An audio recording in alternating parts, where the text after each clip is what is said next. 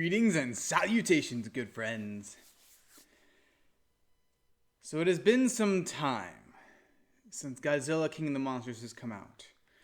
I only recently got a chance to see it, and with everything that's been going on, well, trying to make a video about my experience with it, fell by the wayside.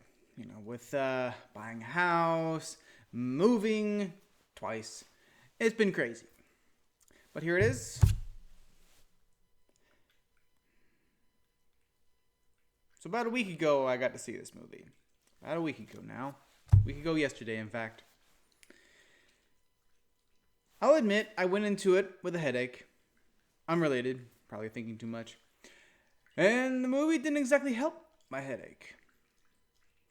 Were it not for the headache, I probably would have made this video right after I got out. I'm glad I didn't. Because if I did, my response would have been closer to, oh my god. But after I've had some time to think about it, to allow it to be processed in my mental pathways, and to really think about it, read some trivia, hear some trivia,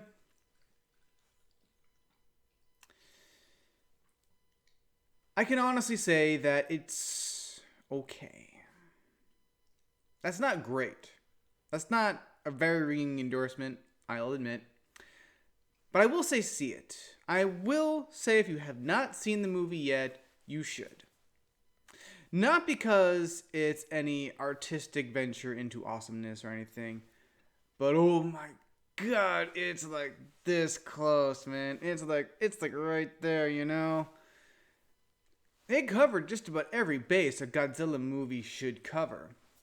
I mean, obviously, you got Godzilla, you got the big G-Man, so already you're off to a good start. And while talking about him, I do want to say, his design is probably the best part of Godzilla 2014. Since there's no other way to describe that movie, we got to go with the year, much like Ghostbusters 2016.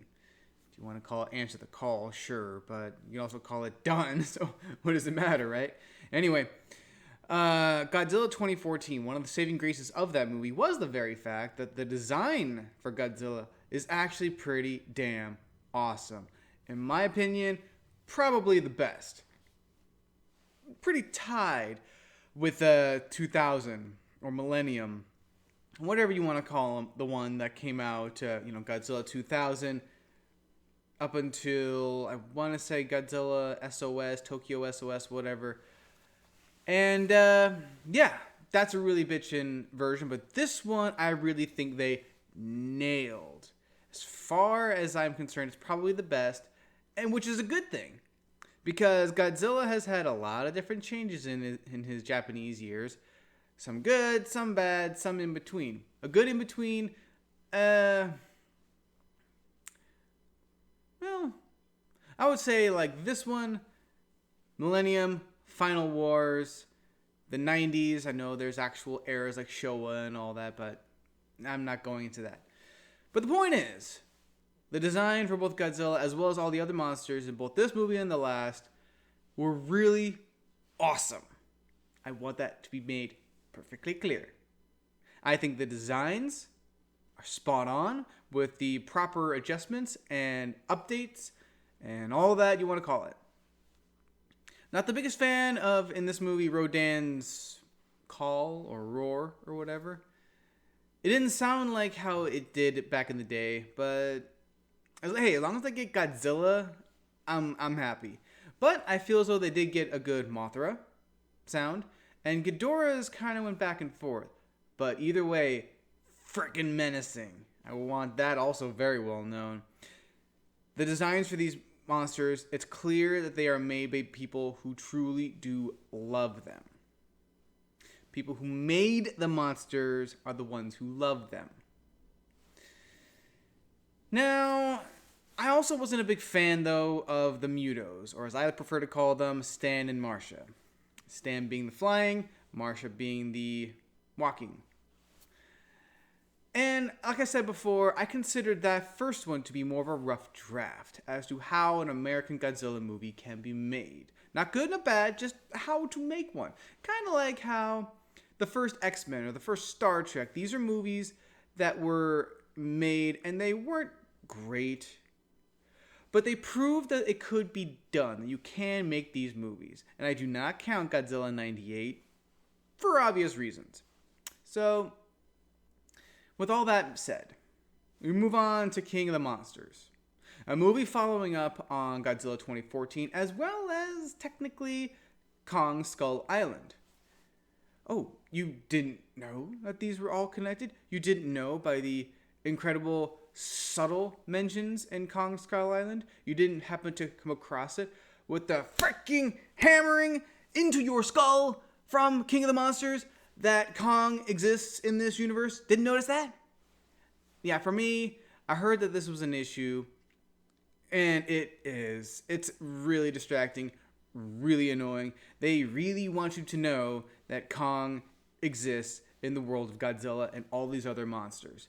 That's not bad. It's just after a while, it's like just mentioning him in the beginning of the movie would have been fine. And then every now and then peppering it here and there would have been fine. But then it's like when they mention it, they mention it. I mean, they don't want you to forget it. We're not gonna. We're excited to see how this Godzilla and this King Kong fight. They have proven how to fight and how they can, their abilities, their moves, all that stuff. So I'm excited to see what'll happen. But as far as this movie, like I said, if I did this video in the beginning, I would have been very bummed, very disappointed, borderline depressed. And I'm not even kidding. Because as you might have picked up on it, kind of a nerd. A little bit. Kind of, sort of, you know. Maybe. Oh, got a little something there. How about that? So, yeah. This was kind of a big deal for me. Honestly, I was way more excited to see this than I was to see Avengers Endgame. I know! Preferring to see a giant monster movie over superheroes. Well, here's the thing. I mentioned this before, again, as well, in a previous video, that I was excited for this more so than Endgame. Mostly because I knew Endgame was going to be awesome.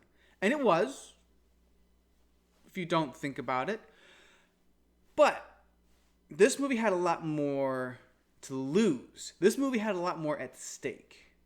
Considering how 2014 wasn't very well received, many people feeling as though they were being lied to about it, primarily because of the whole, lack of Bryan Cranston doesn't exactly help when you promote the movie to make it seem as though Bryan Cranston and Ken Watanabe, whose name I'm probably butchering and I apologize, but these two guys are going up against Godzilla, because I originally thought it was going to be a remake of the 54 Gojira.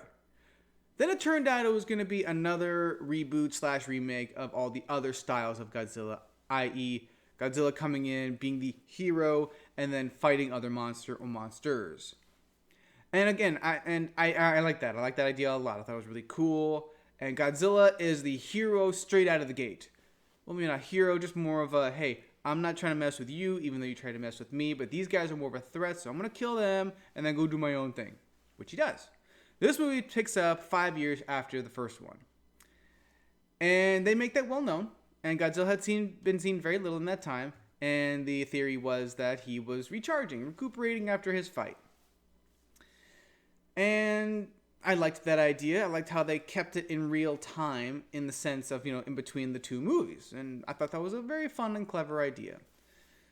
So the story itself is meh. I mean, you don't see a Godzilla movie for the story. You just want to see the humans give their exposition, because you can't really hear exposition from monsters, or in this case, titans.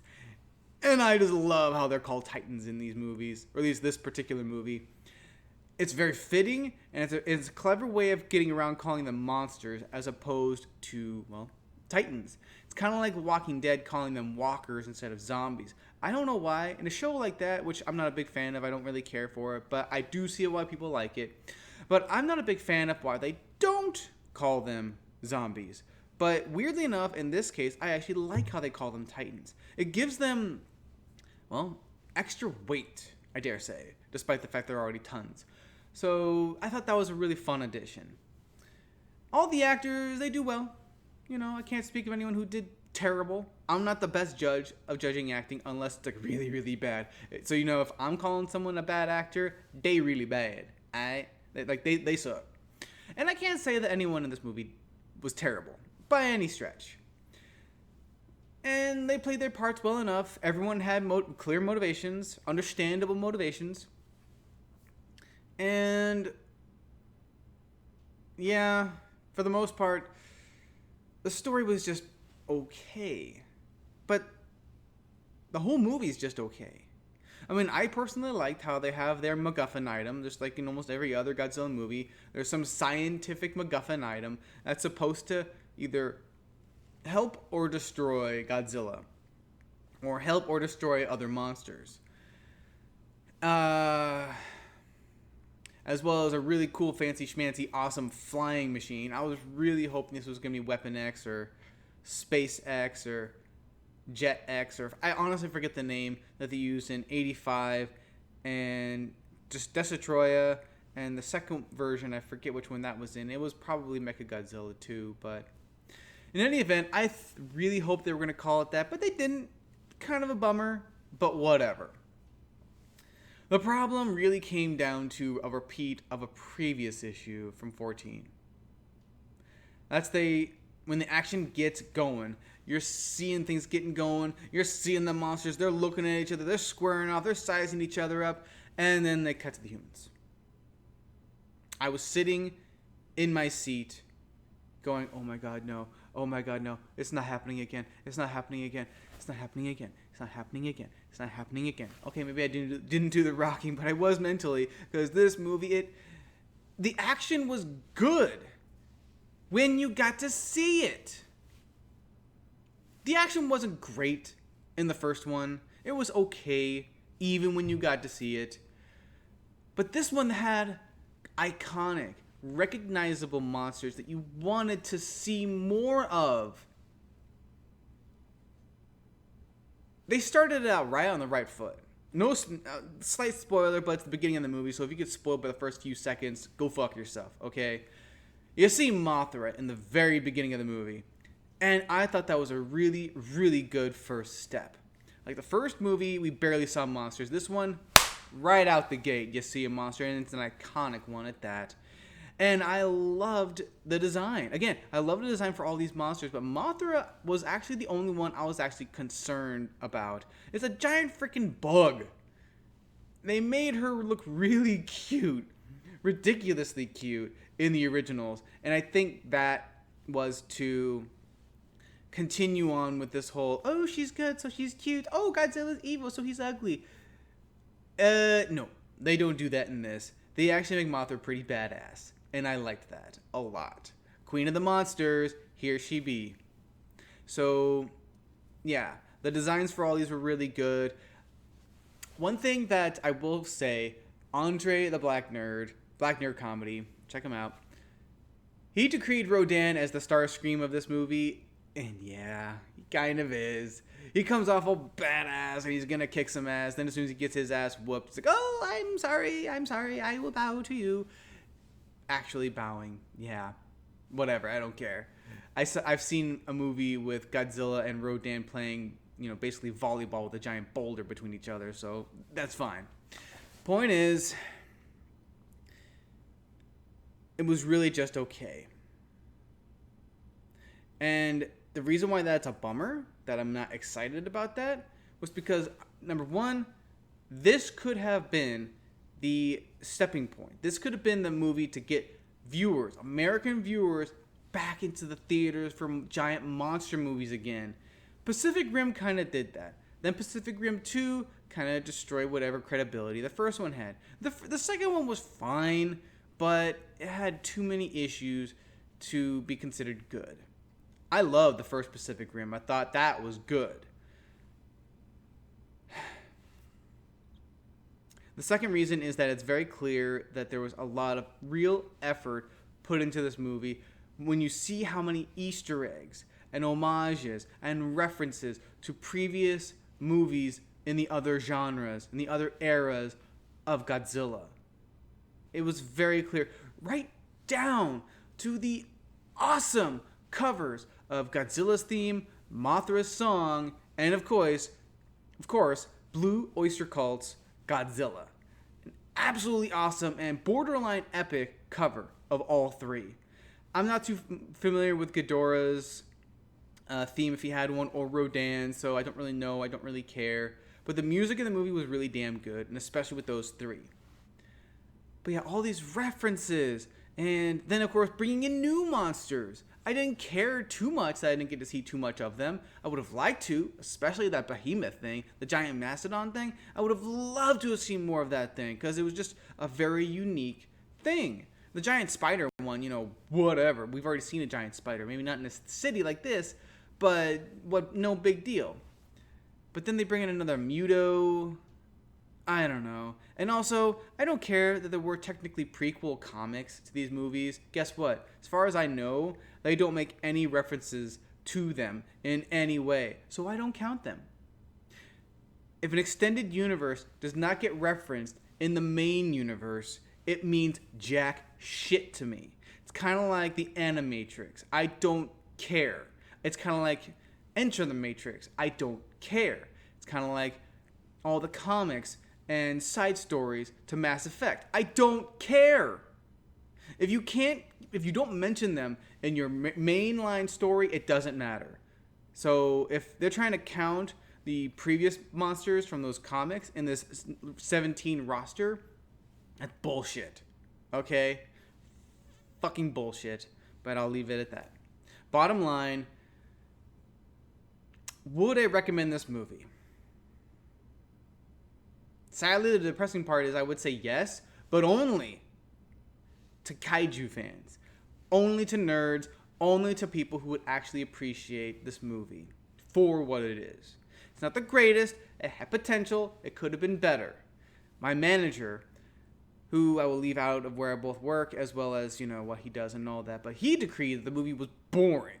Granted, he went into it after an 8-hour shift starting at 2 in the morning, and he went to the movie like 2 or 3 hours after that, so he was probably a little tired.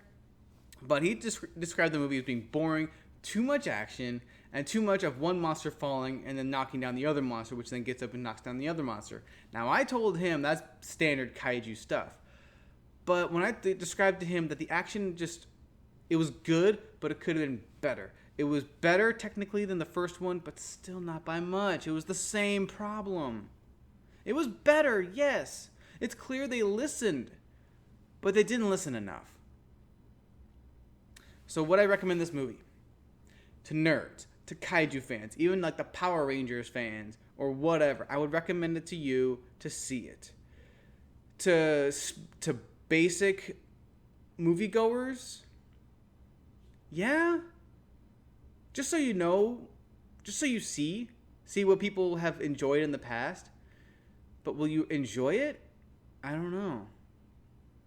It's still in theaters. When I saw it, there was still a good amount of people in the theaters. So I would say see it.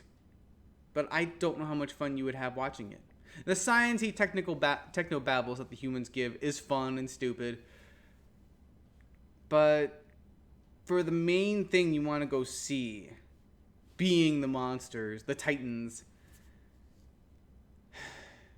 it just could have been better. My hope is that with Godzilla vs. Kong coming out here next year, being hyped as hell, I hope that the next director listens to our comments, to our advice, to the things that we want to see. Michael Dougherty did a good job, but he could have done better. So I say to you, if you are watching, please give us the giant monster movie we have been waiting for a very long time. American audiences have not had a good monster fight movie in a very, very long time. And I want this to be the one that becomes it. Kong Skull Island was a very, very good one. Godzilla King of the Monsters was a very close second. But it needs to be better. King Kong has had a lot of movies. Some good, some bad. But they've all been decent. Godzilla the same. So how is it that we can't make a good Godzilla movie? With these effects and designs, it's clear that they can be made. And made to be awesome. So I ask you, please, listen to us. Because if you don't, you're going to make a crappy, lousy movie. No one's going to go see it. You're not going to make any more money off of it. And then we, the people who want to see these movies, are the ones who really lose out, because then the whole genre will die. We won't get another one probably for another 10 or 15 years. And they'll just reboot it again and say, oh, everything that was done for that extended universe thing, never mind. We're going to start it all over again. And I don't want that. You got a good start here. Keep it up. And to everyone else, I'll catch you on the flip side.